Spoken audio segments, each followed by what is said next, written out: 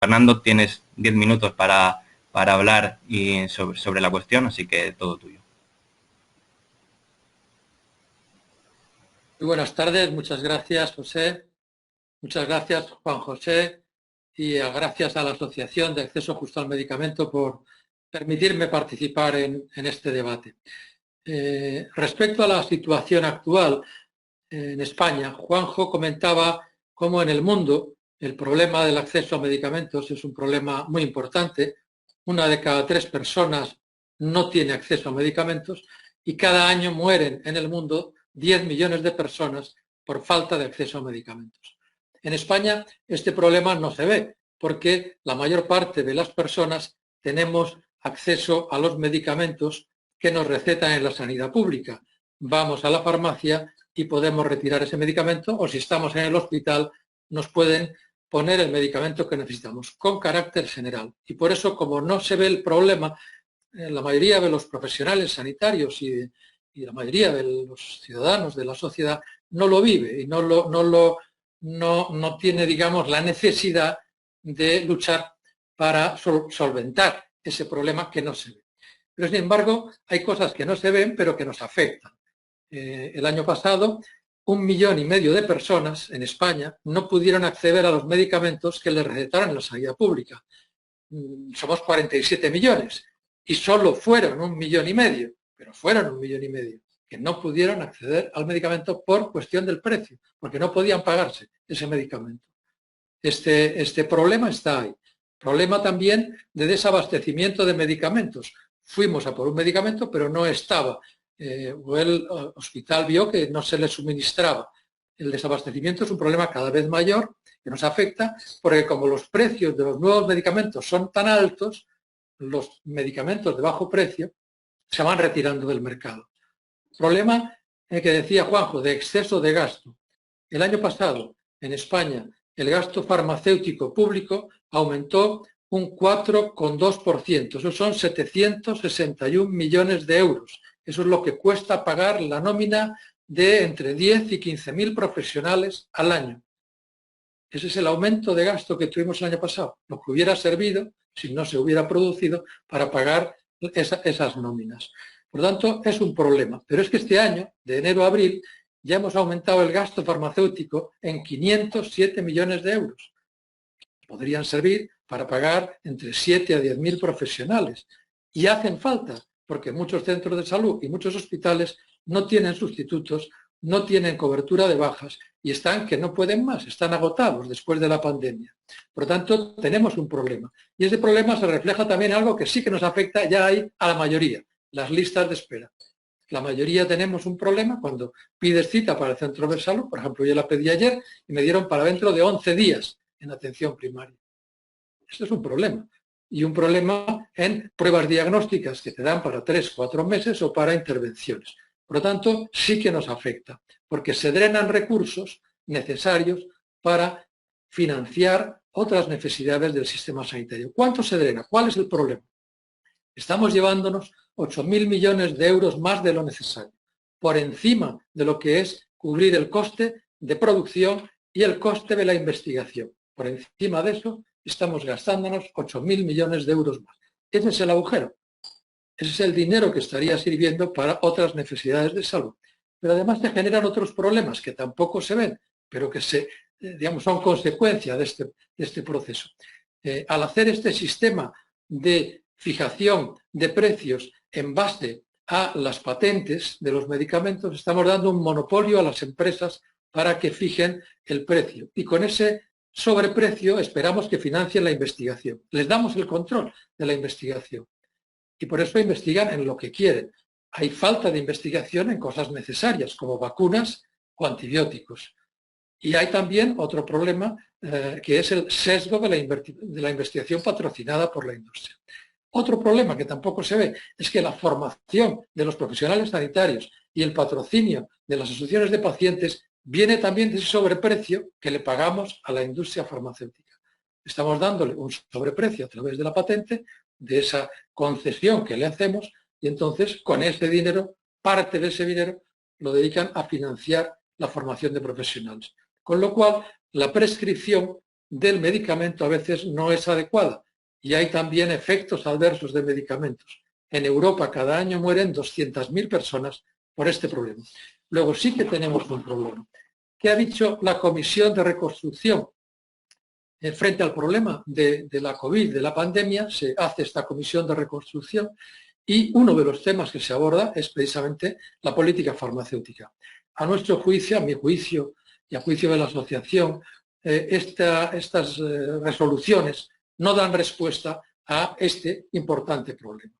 No se aborda este importante problema. El problema clave es que este modelo se está basando en una fijación de precios ligada a las patentes que le da el monopolio a la empresa y, por tanto, puede poner el precio más alto que es posible.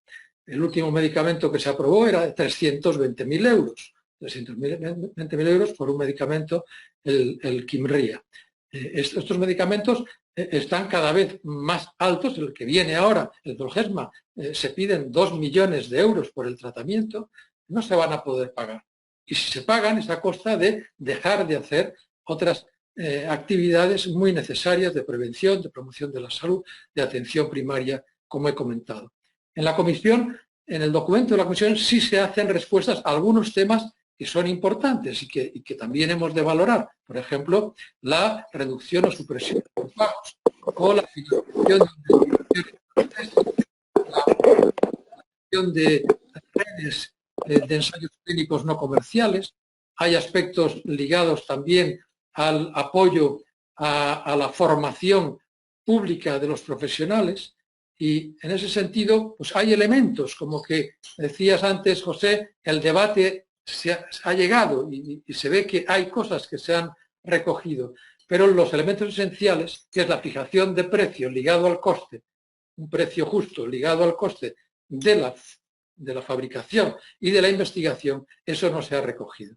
No se ha recogido que si hay abuso en la fijación de ese precio, podamos utilizar la licencia obligatoria, que es una facultad que tiene el gobierno para retirar esa patente temporalmente y poder hacer uso de fabricación o importación de medicamentos genéricos. No se ha introducido que en la investigación haya condicionalidades para que si hay una investigación en la que hemos puesto dinero público directamente o indirectamente, el resultado de la investigación tenga licencia no exclusiva, no monopolio, y que tenga transparencia en los datos. Por tanto, se ha quedado corto y habrá que seguir peleando. Pero soluciones, y voy terminando, soluciones hay y hay iniciativas que se están poniendo sobre la mesa. Por ejemplo, la iniciativa legislativa popular Medicamentos a un precio justo. Una iniciativa muy importante, promovida desde la plataforma de afectados por hepatitis C y otras asociaciones como la nuestra, donde se intenta llamar la atención y pedir al gobierno que cambie la ley del medicamento para que los precios se negocien en relación con el coste y no con lo que quiera pedir la empresa, lo máximo que se pueda lograr, sino lo que ha costado, como cualquier otro producto. Ha costado esto, pagamos esto y un beneficio razonable.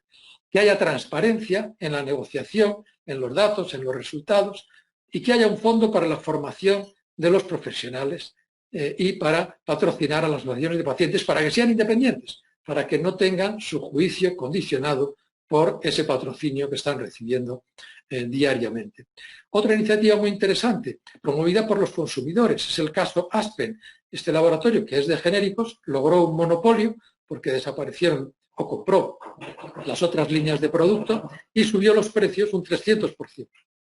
Los consumidores protestaron y la Unión Europea, por primera vez, ha hecho una investigación sobre cuál es el precio justo o cuál es el precio equitativo y en ese sentido ha dictaminado que esos precios que había puesto Aspen eran injustos, no equitativos y le ha obligado a bajar esos precios un 300%, al tercio de lo que estaban. Esto es muy importante, es un antecedente importantísimo, promovido desde las asociaciones de consumidores.